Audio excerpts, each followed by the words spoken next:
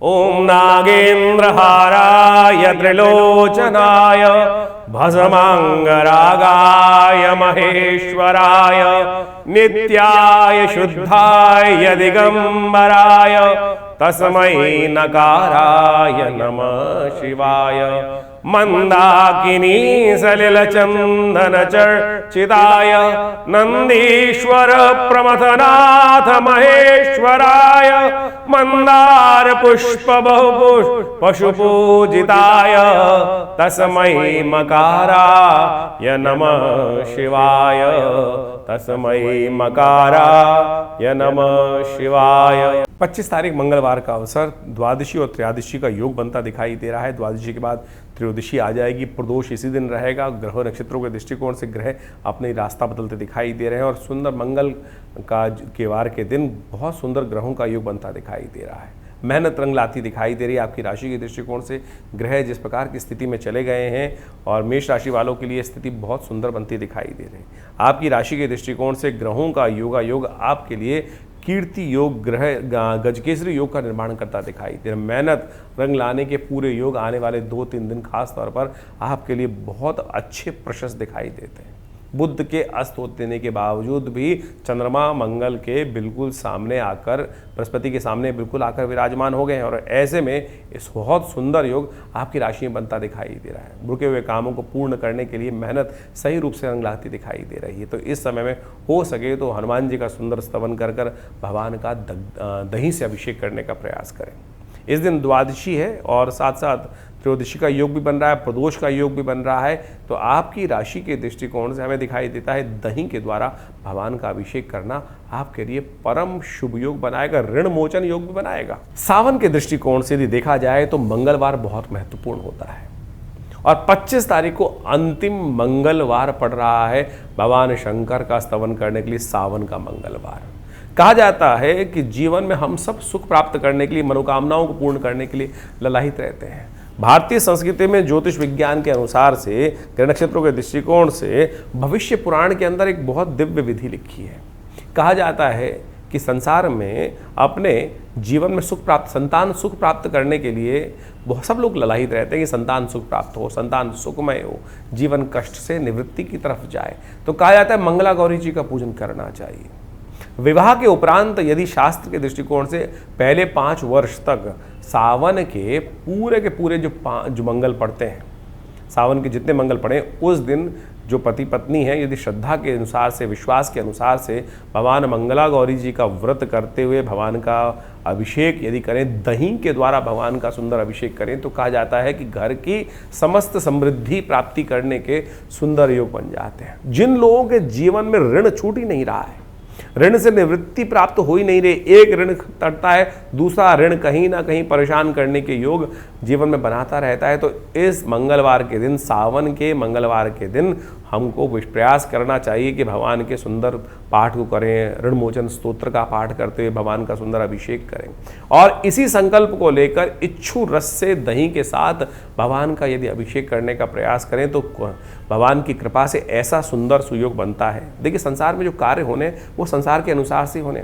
भगवान कोई निकल कर आपको चेक साइन करके नहीं दे देंगे या कोई ऐसा धन की पोटली पकड़ा नहीं देंगे, लेकिन दिव्य योग ऐसा बन सकता है कि सही दिशा, जिस दिशा में हमको लाभ होना है। आमतौर पे क्या होता है कि हम जाना नॉर्थ की तरफ है, हम कहीं ना कहीं किसी और दिशा की तरफ निकल जाते हैं। यानी हमारे जीवन में यदि शुभ हमको एक क्षेत्र से प्राप्त होना है, लेकिन हम उस दिशा में, उस द्वार पर पहुंच ही नहीं पाते हैं, वो व्यक्ति संपर्क ही नहीं कर पा सकते हैं। जब भगवान से प्रार्थना कर जाती है तो भाग्य कहीं ना कहीं हमारे द्वार को आके स्वयं खटखटाता है। ये हमने स्वयं देखा, बहुत बार देखा कि भाग्य कैसे जागता है। भाग्य ऐसे नहीं है कि भगवान त्रिशूल लेकर आपके समक्ष उपस्थित हो जाएंगे और कोई बैग आगे पकड़ा देंगे आपको, लेकिन कहीं ना कहीं स्थिति ऐसी बनेगी कि कहीं ना कहीं से घूमते हुए आप ऐसी जगह पहुंच जाएंगे, ऐसे योग बन जाएंगे, कहीं जो आपके लिए कहीं शुभ योग हो वहां पर आपको पहुंचा दिया जाएगा, उनसे संपर्क करा दिया जाएगा, चीज़ें सही दिशा में आपके लिए चलने लगेंगी, विचार सही होने लगेंगे।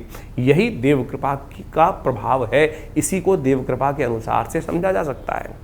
तो यानी आप इस बात को समझें कि ये जो मंगला गौरी का व्रत है घर की समस्त प्रकार की समृद्धि को ठीक करने वाला है। तो ऐसे में इस अंतिम मंगलवार पर भगवान शंकर का महावती गौरी के साथ व्रत रखते हुए, मंगला गौरी जी का ध्यान करते हुए, सर्व मंगल मांगल्ये शिवे सर्वार्थ साधिके शरण्ये त्र्यंबके गौरी नारायणी नमोस्तुते, इन मंत्रों का स्तवन करते हुए भगवान का सुंदर अभिषेक करें। हो सके तो सुंदरकांड का पाठ भी करें। विवेकानंद योगाश्रम में इस दिन काफ़ी बड़े कार्यक्रम रहते हैं, आप भी उसमें सम्मिलित हो सकते हैं। अपने स्थान को आरक्षित करने के लिए जो नीचे फ़ोन नंबर्स हैं उन पर संपर्क साध सकते हैं। 26 तारीख बुधवार का अवसर त्रयोदशी तिथि विद्यमान है और ग्रह नक्षत्रों के दृष्टिकोण से देखें तो बहुत बढ़िया परिवर्तन का योग बन रहा है। और आपकी राशि के दृष्टिकोण से देखा जाए तो कहीं ना कहीं बहुत दिनों से जो शुक्र अच्छी स्थिति में नहीं थे, शुक्र कहीं जो चल रहे थे वो परम नीच गति में चल रहे थे और जो विजय का योग कहीं ना आपको परेशान कर रखा था, अब शुक्र परिवर्तन की तरफ जा रहे हैं। चलते हुए उसी राशि में उन्होंने नक्षत्र परिवर्तन किया, चित्रा नक्षत्र में आए और चित्रा नक्षत्र में प्रवेश करने के साथ मंगल के नक्षत्र में प्रवेश होने से उनकी शक्ति बढ़ गई है। विजय का योग बनाकर तैयार कर रहे हैं, तो चिंता ना करें। जितना प्रबल सामने वाले को समझ रहे हैं उससे ज़्यादा प्रबल आपके ग्रह, आपके अंदर का विश्वास हो जाना चाहिए। अब तो ये कहीं ना कहीं आपके लिए विजय का योग बनाएगा। लेकिन ध्यान रखना, मंगल के नक्षत्र में आने के कारण से थोड़ा सा कहीं ना कहीं मन जो है वो नेगेटिव भाव में भी चला जाता है, यानी गलत लोगों के साथ में फंस जाता है, गलत लोगों के साथ में, गलत की संगत में भी जाता दिखाई देता है। ये योग थोड़ा सा अपने आप को संयमित रखते हुए कार्य करने की ज़रूरत है। संयम में रहते हुए कार्य करने का प्रयास करेंगे तो वो आपके लिए बहुत उचित रहेगा। इस दिन हयग्रीव भी जयंती है। हयग्रीव जयंती भगवान विष्णु के जो अवतार है हयग्रीव के रूप में है, उनका स्तवन अवश्य करना चाहिए, भगवान विष्णु का पूजन करना चाहिए। बुधवार का अवसर है, त्रयोदशी तिथि है, हयग्रीव जयंती है, तो ऐसे में भगवान विष्णु का सुंदर पूजन करेंगे तो कल्याण होगा। 27 तारीख बृहस्पतिवार का अवसर, चतुर्दशी तिथि विद्यमान है। इसी दिन भगवान का सत्यव्रत भी किया जाएगा और ग्रहों का परिवर्तन का योग जो बन रहा है आपकी राशि के दृष्टिकोण से देखा जाए तो कहीं ना आपके लिए बड़ा शुभ लाभ देने के योग बनाता दिखाई दे रहा है। बड़ों की सेवा जितनी हो सकती है वो अवश्य करने का प्रयास करें और ऐसे में कुछ फटीचर लोगों से बचते हुए कार्य कीजिएगा। गलत लोग हैं, जो उड़ते हुए लोग हैं, कहीं ना कहीं सपने दिखाते हुए लोग हैं, वो जैसे किसी का एनोनिमस कॉल आ गया, फ़ोन कॉल, और वो आपको कहीं ना कहीं नई नई सब्ज़ बाग दिखाने लगा, ऐसा कर देते हैं, ऐसा कर देते हैं, ऐसा कर देते हैं। किसी की बातों में ना आए। इस वक्त ग्रह नक्षत्रों के दृष्टिकोण से योग ऐसा बन रहा है कि उम्मीद ज़्यादा जागती दिखाई दे रही है और कहीं ना कहीं कुछ गलत लोग जो हैं वो आपकी राशि में आपके साथ चिपकते दिखाई देंगे। उनसे बचते हुए कार्य करें तो अच्छा रहेगा। शुक्र भी इस वक्त परिवर्तन करके थोड़ी शक्ति में आ रहे हैं। मंगल का योग जिस प्रकार का बना हुआ है वो कहीं आपको दुस्साहस करने की तब प्रवृत्ति ना करते, तो ऐसे लोगों से बचते हुए कार्य करने की ज़रूरत है। बृहस्पतिवार का अवसर है, सत्यव्रत है। इस दिन सबसे श्रेष्ठ उपाय जो रहेगा वो भगवान सत्यनारायण की पूजा ही रहेगी। भगवान सत्यनारायण का इस सावन के महीने में भगवान विष्णु का ध्यान करते हुए, शंकर जी का ध्यान करते हुए ओम नमो नारायणाय इस मंत्र का जप करते हुए सत्यव्रत किया जाए। थोड़ी देर चंद्र की दृष्टि जो है रोशनी में अवश्य ध्यान किया जाए, भगवान का के साथ में भ्रमण किया जाए तो वो बड़ा कल्याणकारी आपके लिए रहेगा। 28 तारीख का दिन शुक्रवार का अवसर है, पूर्णिमा तिथि विद्यमान है और इस दिन है श्रावणी, इस दिन है रक्षाबंधन। ग्रह नक्षत्रों के दृष्टिकोण से यदि ग्रहों का प्रभाव आपकी राशि के अनुसार से देखा जाए तो धीरे धीरे रे मना धीरे सब कुछ है। आनंद का पर्व है और ये विश्वास का पर्व है। ऐसे में ग्रह नक्षत्र जो होते हैं वो कहीं ना कहीं आपकी राशि के दृष्टिकोण से परिवर्तन की तरफ जाते हैं। महापर्व का समय है। इस समय में जो श्रावणी, भारतीय संस्कृति में श्रावणी अपने आप में बड़ा उत्सव माना जाता है। आज तो खाली राखी के रूप में विद्यमान है। यदि ग्रह नक्षत्रों के दृष्टिकोण से देखें तो आपके ग्रह परिवर्तन की तरफ जा रहे हैं और ये बड़े शुभ रास्ते आपके लिए बनाते दिखाई दे रहे हैं। इस समय का लाभ आपको लेना चाहिए, संपर्कों को बढ़ाने का प्रयास करना चाहिए और वो संपर्कों से आगे आने समय में आपके लिए लाभ के रास्ते अवश्य खुलते दिखाई देंगे। श्रावणी का पर्व भारतीय संस्कृति में बड़ा महत्वपूर्ण है। श्रावणी हो गया, रक्षाबंधन हो गया, गायत्री जयंती भी इसी दिन होती है और कहा जाता है कि जीवन में हमारी बहुत सारी मनोकामनाओं को पूर्ण करने के लिए श्रावणी पर्व जो है बड़ा कल्याणकारी योग बनाता है। आजकल केवल रक्षाबंधन के रूप में इस दिवस को केवल मना के छोड़ दिया जाता है, लेकिन भारतीय संस्कृति में इस दिन जनेऊ से परिवर्तन करने से लेकर बहुत सारे और भी कार्य भारतीय संस्कृति में किया जाता है। रक्षा सूत्र जो ये आपको हाथ में राखी बांधने की परंपरा है, ये तो बहुत काल बाद, ये तो इसके बहुत सारे प्रमाण मिलते हैं। बहुत सारे लोगों ने केवल हुमायूं के साथ कुर्मावती की कथा के साथ जोड़कर इस कथा को केवल भाईचारे के साथ संदेश जोड़ने का प्रयास किया, लेकिन इसका कोई बहुत बड़ा औचित्य दिखाई नहीं देता। शास्त्र में अनेक प्रमाण हैं। कहा जाता है कि द्रौपदी जब वहाँ पर द्रौपदी का स्वयंवर हो रहा था, उस समय भगवान कृष्ण ने जब अपना चक्र चलाया और उस चक्र ने वापस आके भगवान के स्थान दिया, तब भगवान की उंगली में चोट लग गई थी। तो द्रौपदी ने अपने वस्त्र को फाड़कर भगवान की उस उंगली पर रक्त से जो निकल रहा था उसको बांधने का काम किया था। शिशुपाल का जब भगवान ने वध किया तो उस समय भगवान के हाथ पर आघात हो गया था, रक्त की जो था रक्त निकलने लगा था। तो द्रौपदी उठी और भगवान के हाथ में वो अपने वस्त्र का एक टुकड़ा लेकर बांध दिया। तो भगवान ने आशीर्वाद दिया कि तुम्हारे लिए मैं ऐसे समय में इस एक एक धागे का ऋण से निवृत्त होने का योग बनाऊंगा। जब धृतराष्ट्र के उस हस्तिनापुर के उस राज्यसभा में द्रौपदी का अपमान किया गया, तो भगवान ने उस वस्त्र का अवतार लेकर उस प्रकार से, जैसे भगवान ने द्रौपदी की रक्षा के लिए जब चीरहरण का प्रयास किया गया, तब उस ऋण से निवृत्ति का योग बना। ये राखी की वास्तविक कथा भारतीय संस्कृति के अनुसार से शास्त्र में बताई गई है, लेकिन इसको तो किसी और रूप में आज की तारीख में हमारी मॉडर्न किताबों में जोड़ दिया गया है। लेकिन इससे पहले भी और भी बहुत सारे सुंदर उदाहरण उपस्थित शास्त्र में किए गए हैं। कहा जाता है कि जैन बद्धो बलि राजा, जो मंत्र है इस दिन बांधा जाता है, जैन बद्धो बलि राजा दानवेंद्र महाबला तेन त्वाम प्रतिबदनामि रक्षे माचल माचल। भगवान भगवती लक्ष्मी इसी रक्षाबंधन के पर्व के दिन भगवान विष्णु को महाराजा बलि के यहाँ से, महाराज बलि जब जिस प्रकार भगवान के जब आशीर्वाद लिया, कहा जाता है कि जब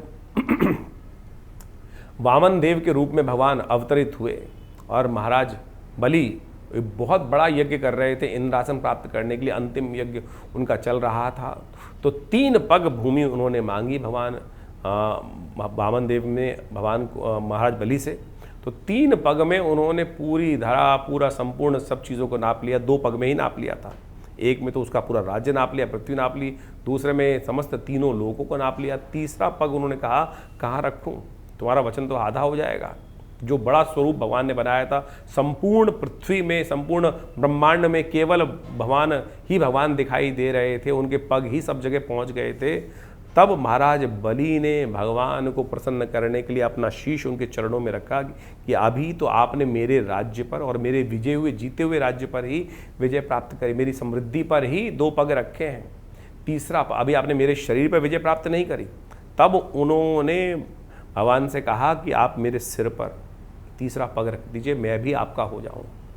भगवान बड़े प्रसन्न हुए, तीसरा पग उन्होंने महाराज बलि के सिर पे रखा। तब कहा जाता है कि भगवान ने प्रसन्न होकर उनसे वरदान मांगा, तो महाराज बलि को उन्होंने उससे पहले, कहा जाता है कि शास्त्र के दृष्टिकोण से उन्होंने जो पाताल लोक था वहाँ का राज्य दे दिया था कि अब क्योंकि तीनों राज्य जो है, तीनों सब बाकी सब जो लोग हैं वो तो भगवान के, पृथ्वी लोक और स्वर्ग आदि लोग जो थे वो तो भगवान को वो जो अपने 2 पग में नाप चुके थे। तो पाताल लोक में जाके राज्य करने को उनको अमरता का वरदान प्राप्त हो गया कि हमारे यहाँ जो शास्त्र में मंत्र आया है अष्ट चिरंजीवी का, अश्वत्थामा बलिर्व्यासो हनुमानश्च विभीषणा, तो महाराज बलि उस दिन से अमर हो गए भगवान के आशीर्वाद से और पाताल में जाके राज्य करने लगे। तब उन्होंने एक आशीर्वाद भगवान से मांगा कि मैं जब भी सुबह प्रातः उठूं तो आपके दर्शन सबसे पहले करूं। तो कहा जाता है भगवान विष्णु उस दिन से महाराजा बलि के द्वारपाल बन गए। द्वारपाल बन गए तो वहाँ क्षीर सागर के अंदर भगवती महालक्ष्मी के साथ वो विराज सकते नहीं थे। तब कहा जाता है महालक्ष्मी ने जाकर महाराज बलि को रक्षा सूत्र बांधा, राखी बांधी, और उसके स्वरूप में उसके जब बहन जो है भाई को कुछ रक्षा सूत्र बांधती है तो भाई कुछ देने की परंपरा है। तो महाराज बलि ने पूछा भगवती आपको क्या दूं? तब भगवती वरदान स्वरूप उस जो रिटर्न गिफ्ट जिसको कहा जाता है उस रूप में भगवान को वापस मांग लाई। तो जैन बद्धो बलि राजा दानवेंद्र महाबला, जिसको बांधने से महाराज बलि ने भगवान के ऋण से भी मुक्त हो गए महाराज भगवान। तो ऐसे में इस सुंदर पर्व को हमने उस कथा के साथ तो जोड़ा ही नहीं, समझा ही नहीं, लेकिन आज किताबों में पिछले 60-70 सालों में हमको केवल कूर्मावती और हुमायूं की कहानी सुनाकर ये कुछ और ही कथा बना दी गई। और लोकाचार के तौर पे इस त्यौहार को बना दिया गया। अनादिकाल से इस शास्त्र में हमारे शास्त्रों में इस त्यौहार का वर्णन है। तो आप इस रूप को समझते हुए कार्य करने का प्रयास करें। और एक और कथा शास्त्र में मिलती है, उसको हम सुंदर रूप से आपके समक्ष रखें कि जिसमें जैन बद्धो बलि राजा दानवेंद्र महावला कि महा इंद्र जो थे एक बार युद्ध में विजय प्राप्त नहीं कर रहे थे। 12 वर्ष से देवासुर संग्राम के अंदर उनका युद्ध चल रहा था।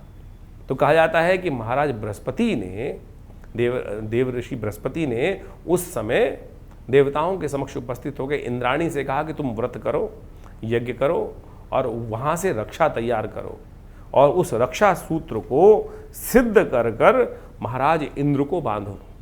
ये रक्षा सूत्र इंद्राणी ने इंद्र को बांधी और उसके प्रताप से इंद्र जो थे वो युद्ध में विजय हुए। देवासुर संग्राम के अंदर इंद्र विजय को प्राप्त किए। यदि आपके जीवन में मुकदमे चल रहे हैं, कष्ट चल रहा है, लगातार कोई विजय प्राप्त नहीं हो रही है, तो षोडशोपचार पूजन से सिद्ध करी हुई ये रक्षा आपको बांधनी चाहिए। मुकदमों में विजय प्राप्त करने के लिए, जीवन में विजय प्राप्त करने के लिए इस रक्षाबंधन के अवसर पर सुंदर सिद्ध करी हुई ये रक्षा को बांधने का आप प्रयास करें। देखिएगा विजय युग बनने के योग बनेंगे, कष्ट निवृत्ति का कहीं ना कहीं योग बनेगा। 29 तारीख शनिवार का अवसर, प्रतिपदा तिथि विद्यमान है। सावन का महीना समाप्त हो गया और भाद्रपद का महीना आरंभ, भाद्रपद की कृष्ण पक्ष की प्रतिपदा का सुंदर योग बन गया है। ऐसे में ग्रह नक्षत्रों का जो परिवर्तन हो रहा है आपकी राशि के दृष्टिकोण से आपको अच्छे समझ लेना चाहिए। दिन थोड़ा स्वास्थ्य के मामले में भारी दिखाई देता है, अननेसेसरी के खर्चे थोड़े परेशान करते दिखाई दे रहे हैं। धीरे धीरे समझ चीज़ों को बैलेंस करते हुए कार्य करने की, जल्दबाजी में कोई किया हुआ कार्य थोड़ा परेशानी में डाल सकता है। तो ऐसे में थोड़ा ध्यान रखते हुए कार्य करें। और तो और इस दिन अगस्त तारा जो है वो भी डूब रहा है। उदित 29 तारीख को अगस्त जो है वो उदय हो रहा है। तुलसी बाबा ने लिखा है उदित अगस्त पंथ जल शोषा। और हमारी राशि के ज्योतिष के दृष्टिकोण से इस दिन जो है वो भाद्रपद का जो महीना जब आरंभ के साथ में ये अगस्त जो तारा उदय हो जाता है तो वर्षा ऋतु का प्रकोप जो है वो कहीं उत्तर भारत में धीरे धीरे कम होना शुरू हो जाता है। जल जो है बरसता है लेकिन बह जाता है, लेकिन रास्ते खुलने शुरू हो जाते हैं। भारतीय संस्कृति में इसको कहा जाता है अगस्त तारा उदय हो गया है। अगस्त तारा उदय होने के बाद से रास्ते धीरे धीरे खुलने शुरू हो जाते हैं और जो यात्राएं हैं धीरे धीरे आरंभ हो जाती। चतुर्मास तो जाके समाप्त होगा देवउठनी एकादशी के आसपास, लेकिन उससे पहले अगस्त तारा उदय होने के कारण से आवश्यक यात्राएं धीरे धीरे शुरू होने की तरफ चली जाती है। शनिवार का सुंदर अवसर पड़ रहा है और ऐसे में आपकी राशि के दृष्टिकोण से जो परिवर्तन का योग चल रहा है, शनि महाराज इन दिनों बड़ी विचित्र स्थिति में चलते दिखाई दे रहे हैं, उनको ठीक करना बहुत ज़रूरी है। तो ऐसे में भाद्रपद मास में सुंदर रूप से भगवान शंकर का तेलाभिषेक किसी भी रूप में किया जाए तो वो समस्त कष्टों को दूर करने के, शनि को ठीक करने के कहीं ना कहीं उपाय अवश्य बनाते। तिल के तेल को ही तेल कहते हैं, सरसों के तेल को सार्पिश कहा जाता है। तो तिल के तेल के द्वारा भगवान शंकर का अभिषेक करने से इस भाद्रपद की प्रतिपदा के दिन शनिवार जब पड़ रहा है तो ऐसे शुभ योग में तिल के तेल का उपयोग करते हुए भगवान का अभिषेक करने का प्रयास कीजिए, कष्ट निवृत्ति का सुंदर योग बनेगा। 30 तारीख रविवार का अवसर, द्वितीया तिथि विद्यमान है। गृह नक्षत्रों के दृष्टिकोण से आपके लिए जो ग्रहों का योग बनता दिखाई दे रहा है उसमें आपको सब चीज़ों को बहुत तेज गति से करने की ज़रूरत नहीं है। मेष राशि वालों के लिए इस वक्त जो समय चल रहा है काफ़ी ज़्यादा हड़बड़ाहट मन में रहती दिखाई दे रही है। आज ही इस कार्य को पूरा कर लें और कहीं ना कहीं थोड़ा सा इस प्रकार की एंजाइटी मन में हर चीज़ को करने के लिए थोड़ी सी उद्धृत जन्म लेती दिखाई दे रही है। लेकिन ध्यान रखें हर चीज़ का करने का समय होता है। और इस वक्त आपकी राशि के दृष्टिकोण से जो ग्रह योग बने हुए हैं वो कई मामलों में ऐसा कहते हैं कि बहुत जल्दबाजी ना करो, जल्दी का काम शैतान का होता है और आप जो हैं शांत भाव से चलने का प्रयास करें। जल्दी जल्दी कोई चीज़ को करने का प्रयास करेंगे तो क्या होगा, उसको अच्छे से समझ नहीं पाएंगे। बुध इन दिनों अस्त चल रहा है और कहीं ना कहीं बहुत तेज गति से कार्य करने के कारण से असही चीज़ विचार मन से निकल सकता है। गाड़ी भी तेज ना चलाएं, कोई भी कार्य तेज ना करें और धीरे धीरे शांति से चीज़ों को समझ के करने का प्रयास करोगे तो अच्छा रहेगा। रविवार का अवसर है, गायत्री का पाठ करें, हो सके तो भगवान सूर्य को अवश्य जल देने का प्रयास कीजिए, अच्छा रहेगा। 31 तारीख का दिन सोमवार का अवसर है, तृतीया तिथि विद्यमान है और तृतीया तिथि जो है ये भाद्रपद मास के जो तृतीया होती है, कजली तृतीया इसको कहा जाता है। आपकी राशि के दृष्टिकोण से देखा जाए तो नई उम्मीद लेकर ये समय आता दिखाई दे रहा है। सब दिन एक समान नहीं होते, कई बार आने के लिए कुछ नई उम्मीद बनते दिखाई दे रही है। ये ग्रहों का परिवर्तन इस 31 तारीख को देखा जाए तो नया कुछ परिवर्तन की संभावनाओं को लेकर आपके समक्ष समय आता दिखाई दे रहा है। सही से चीज़ों को समझकर आगे आने वाले समय के अनुसार से कार्य की योजना बनाकर कार्य करने का प्रयास करोगे तो ये समय आपके लिए आने वाले समय में काफ़ी ज़्यादा उन्नति का योग बनाएगा। भगवती दुर्गा के मंदिर में जाकर इस दिन श्रृंगार की समान समझ जो है, जो पुष्प इत्यादि, लाल वस्त्र इत्यादि, चूड़ी इत्यादि भगवती को अर्पित करने से, मंगला गौरी को अर्पित करने से आपके जीवन में सौभाग्य की प्राप्ति के योग बनते हैं। सावन के सुंदर अवसर पर ज्योतिष की ग्रह गणना आपने समझी। हर रोज ग्रहों का परिवर्तन जिस प्रकार से होता है वो कुछ ना कुछ हमारे जीवन में परिवर्तन लाने का प्रयास करता है, कुछ ना कुछ परिवर्तनों का योग बनाता है और उन परिवर्तनों का प्रभाव जीवन में पड़ता है, चाहे जड़ हो चाहे चेतन। और उन्हीं प्रभावों को यदि हम अपने कर्मानुसार उसको समझने का प्रयास करें, उसमें परिवर्तन लाने का प्रयास करें, तो हम अपने जीवन में समस्त प्रकार के कष्टों का निवारण कर सकते हैं। देखिए, एक बात समझें, शास्त्रों में वर्णित है, बड़े भाग्य मानुष तन पावा। बड़े भाग्य से मानुष तन मिलता है और फिर पता नहीं कितने कितने जन्मों के पश्चाताप के बाद, कितने कितने कर्मों के अनुसार से, शुभ कर्म करने के बाद हम इस जन्म को प्राप्त करते हैं। लेकिन उसमें आकर भी यदि हर क्षण को हम व्यर्थ गवाते चले जा रहे हैं तो फिर हम वास्तविक मनुष्य जन्म का महत्व ही गवाते चले जा रहे हैं। एक एक क्षण, एक एक पल, एक एक जो भी जीवन में घड़ी है वो बहुत महत्वपूर्ण है। बड़ी मुश्किल से आदमी को पूरा मिलाकर कितने दिन जीने को मिलता है। भारतीय संस्कृति में जीवित शरदाम शबा की बात की जाती है, 100 वर्ष परिपूर्ण मान ली जाए। यदि 100 वर्ष की गणना देखो तो ज़्यादा से ज़्यादा 36,000 दिन व्यक्ति जीवन जीता है और उसमें से हम कितने दिन व्यर्थ निकाल देते हैं, कितना कहीं फालतू की बातों में निकाल देते हैं। तो आए थे हरि भजन को ओटन लगे कपास, यानी हम कहीं ना कहीं अपने जीवन के वास्तविक लक्ष्य को भूल जाते हैं। हम इस जीवन के वास्तविक लक्ष्य को समझें और समय का सदुपयोग करने का प्रयास करें। ज्योतिष विज्ञान का सृजन इसीलिए शास्त्रों के अनुसार से किया गया है मुख्य, जिससे लोग अपने समय को पहचान सके, समय के अनुसार से जो कष्ट है उसका निवारण करने का मार्ग पहले ही निकाल सकें। इसलिए भारतीय ज्योतिष विज्ञान को अध्यात्म विज्ञान के साथ जोड़ा गया। हमारा पंचांग, हमारे पौराणिक कथाएं जितनी भी हैं वो हमारा इतिहास है, वो टेस्टिमनीज हैं, वो वास्तविक तौर पर उसको हमें रहस्य समझना चाहिए। आमतौर पे ज्योतिष की जो गणनाएं हैं वो प्रत्यक्ष रूप से आपके जीवन में घटने वाली घटनाओं से आपको अवगत करा देती है, लेकिन उस भार से कैसे बचे जो हमारे कर्म के अनुसार से हमारे साथ जुड़ जाता है। शास्त्र कहता है अवश्यमेव भुक्तव्यम कृतम कर्म शुभाशुभम। और ज्योतिष का जो जन्मपत्री है, जो काल गणना है, वो जो लेखा जोखा खाका है, बैलेंस शीट है, वो आपके जन्म के साथ जो बंध के आती है वो ये दिखाती है कि आप पूर्व जन्म में, किस जन्म में क्या कुछ करके आए हैं और उसके अनुसार, कर्मानुसार आपको आने वाले समय में क्या कुछ प्राप्त होने के योग बनने वाले हैं और उसमें आप परिवर्तन कैसे कर सकते हैं। अभी सावन का सुंदर महीना चल रहा है, भगवान की अनन्य श्रद्धा के साथ उनका रुद्राभिषेक, जो भी पूजन पाठन यदि हम करें श्रद्धा के अनुसार से, सत्य माने एक से एक विचित्र घटनाएं जीवन में घटती हैं। उन कर्मों के प्रयास से, उन कर्मों के अभ्यास से, उन शास्त्र के अनुसार से, उन विधियों का पालन कर कर हम अपने दुष्कर्मों को पुण्य कर्म में परिवर्तित कर सकते हैं। इसमें कोई अतिशयोक्ति नहीं है। भावी वेद सके त्रिपुरारी और टेस्टिमनीज के तौर पर पौराणिक जितनी कथाएं हैं वो शास्त्र में वर्णित है।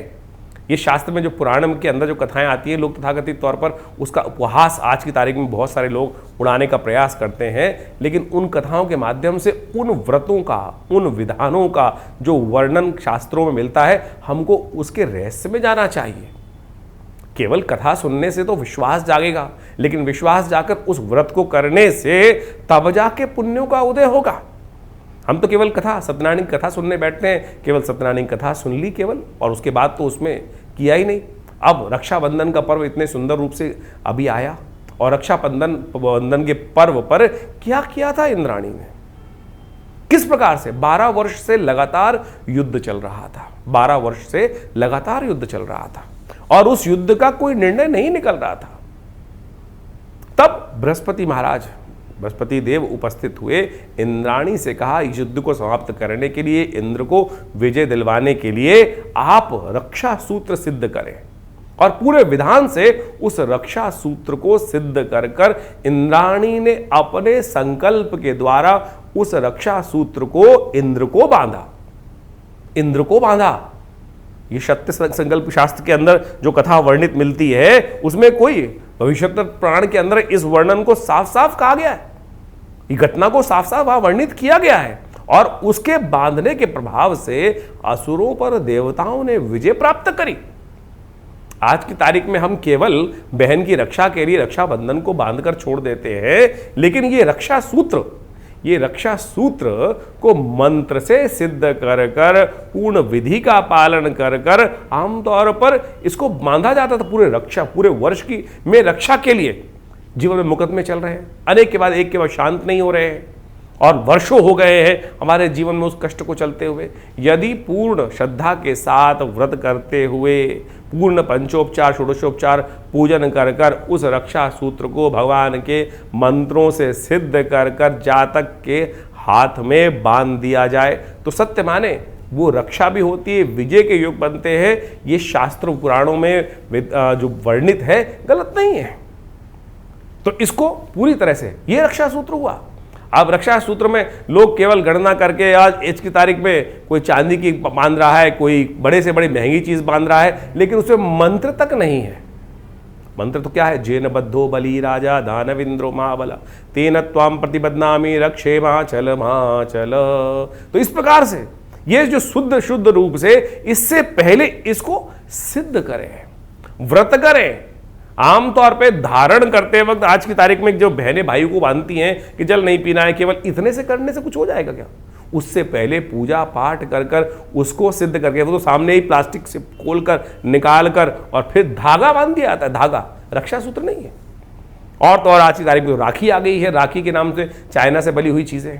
लेकिन शास्त्र में जो वर्णित तरीके हैं रक्षा सूत्र को बांधने से, पुराने व्यवस्था में आज भी बहुत सारे चलते हैं। ब्राह्मण अपने यजमानों को पूरे वर्ष के लिए, राजाओं को, बड़े लोगों को कष्ट से निवारण करने के लिए, जीवन में समस्याओं को दूर करने के लिए उस मंत्र से सिद्ध कर कर उस रेशमी धागे को, जिसके अंदर केसर हो, सुपारी हो, दूर्वा हो, सिंदूर हो, अक्षत हो, इन 5 चीजों का समाविष्ट कर कर उसके साथ में बांध कर वो रक्षा बांधी जाती है, तब जाकर वो कल्याण का योग बनता है। लेकिन अब केवल परंपरा रह गई, लेकिन वो मंत्र का जो चमत्कार था, पूजा विधि का जो चमत्कार था, वो धीरे धीरे लोग, क्योंकि विश्वास नहीं है, पद्धति नहीं है, तो इसलिए उस पद्धति को सही से समझ के करने का प्रयास करेंगे तो बिल्कुल। आज मंदिर में जाते हैं, पंडित जी से कहते हैं रक्षा बांध दीजिए, लेकिन रक्षा बांधने के बाद क्या होता है?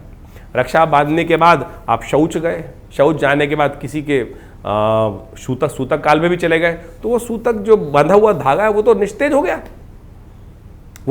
हो गया, अब सूतक वाली जगह में जाकर शौच के अपवित्र हाथों से आप उसी को आपने धो लिया, उसको धारण कर लिया, तो फिर वो पूजा पाठ वाली चीजें, इसी प्रकार से अंगूठी इत्यादि भी जो आपने धारण कर रखी है, नित्य शौच इत्यादि में जाकर अंगूठी उतरती नहीं किसी की, और फिर वो उसी से अशुद्ध हो जाती है। अब मंत्र से सिद्ध करी हुई कोई अंगूठी होगी, कोई सूत्र होगा, तो फिर वो कहाँ पवित्रता का कार्य कर पाएगा? इसका पूरा विधान शास्त्र में वर्णित है, पवित्रता के साथ चलता है और सूतक का ध्यान करते हुए, अपवित्रता से बचते हुए तब इन पूजा पाठों की चीज़ों को यदि उपयोग करने का प्रयास करेंगे तो फिर वो चमत्कार वास्तविक तौर पर दिखाने का सुंदर सुयोग बनाती है। तो इस रक्षाबंधन इत्यादि जितने पर्व हैं, इन सब के अंदर जो जो चीज़ वर्णित है, तो आप उनका शुद्ध रूप से कार्य करने का प्रयास करें। जीवन में अनेक समस्याओं को दूर करने के लिए शास्त्र में अनेक उपाय समय समय पर शास्त्रों में, पुराणों में वर्णित है, उन पर आवश्यकता है सही से शोध करने की। हमने बहुत सारे कार्य इस समय में विवेकानंद योगाश्रम में लगातार इस चैनल के माध्यम से भी आपको अवगत कराते रहते हैं, और बहुत सारी पुस्तकें इन सब चीज़ों में आश्रम की द्वार की तरफ से प्रकाशित की गई है।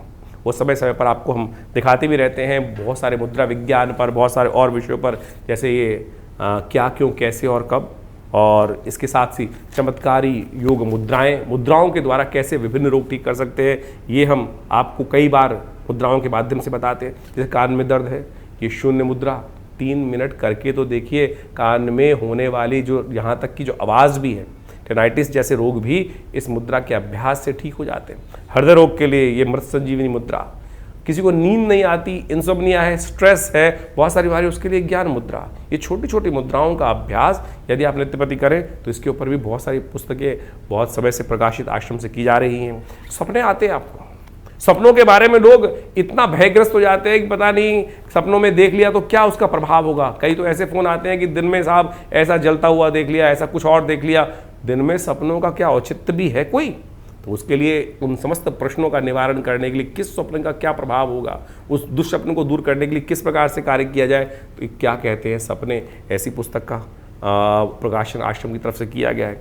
इसके अलावा ऐसी बहुत सारी करीब करीब 50 की किताब पुस्तकें आश्रम की तरफ से प्रकाशित की गई हैं। पूरा हॉस्पिटल है जो योग, प्राकृतिक चिकित्सा, आयुर्वेद के क्षेत्र में कार्य कर रहा है। नित्य प्रति आश्रम पे 8 घंटे यज्ञ चलता है। भगवान की कृपा से आप सब लोग उसमें कई कार्यक्रमों में सम्मिलित हो सकते हैं। हर रविवार को सुबह वाले कार्यक्रम में, मंगलवार को शाम को सुंदरकांड के अंदर, और नित्य प्रति विभिन्न कार्यक्रमों में जो समय समय पर चलते हैं उसका निमंत्रण हम आपको देते ही रहते हैं। तो वास्तविक तौर पर हमारे शास्त्रों की वैज्ञानिक विधियों को समझने का प्रयास करें। अब महामृत्युंजय मंत्र के बारे में ऐसी भ्रांति पूरे संसार में हो गई है। बहुत सारे लोगों से पूछो, आप लोग जन्मपत्री दिखाते हैं, कई बार हम पूछ लेते हैं भैया कौन से मंत्र का जप कर रहे हो, तो कोई बताता है महामृत्युंजय मंत्र का जप करें, कई कहते हैं सुनाओ। तो जब वो सुनाते हैं तो वो कोई भी मंत्र जिस प्रकार से बोल दिया जाता है अशुद्ध, कैसे करेगा काम? मंत्र वास्तविक तौर पर तभी कार्य करेगा जब उसका शुद्ध उच्चारण हो। आमतौर पे जो महामृत्युंजय मंत्र के नाम पर त्र्यंबकम यजामहे सुगंधिम पुष्टिवर्धनम, इसी को कह के सुना देते, बोले महामृत्युंजय मंत्र हो गया है। ये मृत्युंजय मंत्र है, त्र्यंबकम यजामहे सुगंधिम पुष्टिवर्धनम। ये यजुर्वेद के संहिता के अंतर्गत आया मंत्र है। इसका जो महामृत्युंजय है वो वशिष्ठ जी के द्वारा बनाया गया है। फिर वो कैसे कार्य करेंगे? गायत्री मंत्र तक तो लोग अशुद्ध उच्चारण करते हैं। मंत्र का उच्चारण, जिह्वा का व्यापार जब तक शुद्ध नहीं होगा, सही नहीं होगा, विधि का पालन नहीं होगा, तब तक ये मंत्र अपना चमत्कार कैसे दिखाएंगे? कोशिशें करें इन समस्त विधियों को सही से समझें और पवित्रता का ध्यान रखें। जो हमारे शास्त्र में वर्णित चीज़ें हैं कहीं कपूल कल्पित नहीं है, कहीं अतिशयोक्ति नहीं बताई गई है, लेकिन यदि पूर्ण विधि का पालन किया जाए तभी वो कार्य करके दिखा सकते हैं, नहीं तो वो कार्य नहीं होगा।